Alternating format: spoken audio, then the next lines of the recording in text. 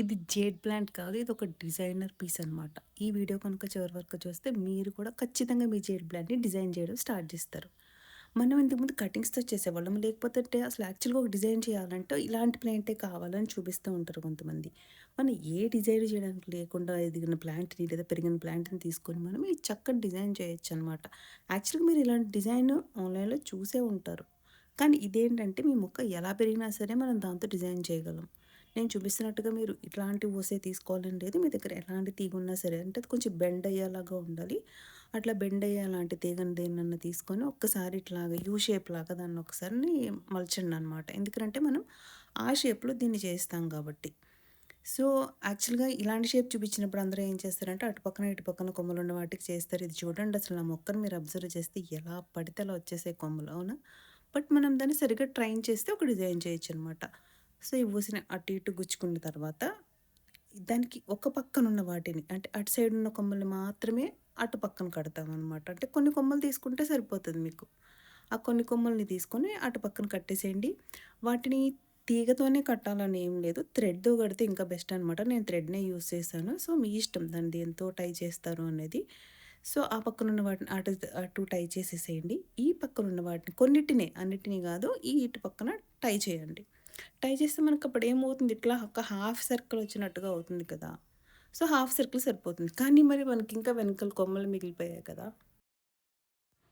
వాటిని కూడా ఎలా టై చేయాలో నేను మీకు చూపిస్తాను. వీటిని ఏం చేస్తామంటే ఇంకా పెరిగితే ఇంకా బావుంటది మనకి పెరిగిన తర్వాత. బట్ అందాక మీకు తెలియడం కోసం ఇట్లా చూపిస్తున్నాను. ఈ మిగిలిపోయిన కొమ్మలన్నిటిని ఏం చేస్తారంటే సర్కిల్ ఏదైతే ఉందో వాటికి, దానికి వీటిని పెట్టి టై చేసేయండి. ఇది నేను తీగతో టై చేస్తున్నాను. మీరు మాత్రం కొంచెం దారంతో చేస్తేనే బెస్ట్ అని నేనంటాను. ఎందుకంటే తీగ చుట్టడం సరిగ్గా రాకపోతే కనుక కొమ్మలు విరిగిపోతాయి. సో, మళ్ళీ మీరు డిస్కరేజ్ అవుతారనమాట.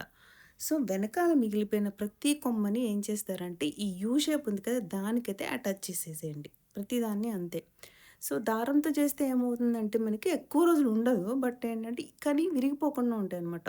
సో, మీకేది కంఫర్ట్ అనిపిస్తే అది చేయండి. అండ్ ఇది కాకుండా మన ఛానల్‌లో చాలా రకాల జేడ్ షేప్స్ అంటే బిగినర్స్ చేయగలిగే జేడ్ షేప్స్ చాలా ఉన్నాయి. మీరు వాటిని కూడా ఒకసారి చూసి ట్రై చేయండి. అన్నీ మీరు ఈజీగా చేసేలాగే ఉంటాయన్నమాట. సో, ఇలా మనం కట్టేసుకుంటే అంతేనండి. మనకి ఒక మంచి ఈజీ జేడ్ షేప్ రెడీ అయిపోతుంది. అయితే జేడ్ షేప్ ఏదైనా సరే ఫస్ట్ చేసినప్పుడు కంటే కూడా కొన్ని రోజుల తర్వాత అంటే కొంచెం గ్రో అయిన తర్వాత మనకి ప్రూన్ చేసుకుంటూ ఉంటే కరెక్ట్ షేప్ అనేది వస్తుందనమాట. సో, మీరు ఎప్పుడైనా సరే డిజైన్ చేసిన తర్వాత దాన్ని మీ క్రియేటివిటీని యూజ్ చేసుకొని స్టోన్స్ పెట్టడమో, లేకుంటే ఏదన్నా ఎలాంటి గ్రెయిన్స్ అనేవి గాని వేసి దాంట్లో ఏమన్నా చిన్ని చిన్ని టాయ్స్ లాంటివి పెట్టుకుంటే ఏంటంటే మనకి ఇండోర్‌గా అది చాలా డెకరేటివ్ ఐటెమ్ లాగా పనికొస్తుందనమాట. మనం దీన్ని గార్డెన్‌లో పెట్టుకున్నా గూడా ఏంటంటే డెకరేటివ్ ఐటెమ్స్ పెట్టుకుంటే అందులో టాయ్స్ లాంటివి పెట్టుకుంటే దీనికి ఎంతో అందం వస్తుంది. ఈ వీడియో కనుక మీకు నచ్చితే యూజ్‌ఫుల్ అనిపిస్తే లైక్ చేయండి, షేర్ చేయండి. ఇంకొక డిజైన్ వీడియోలో మళ్ళీ కలుద్దాం. అంతవరకు టేక్ కేర్. బాయ్.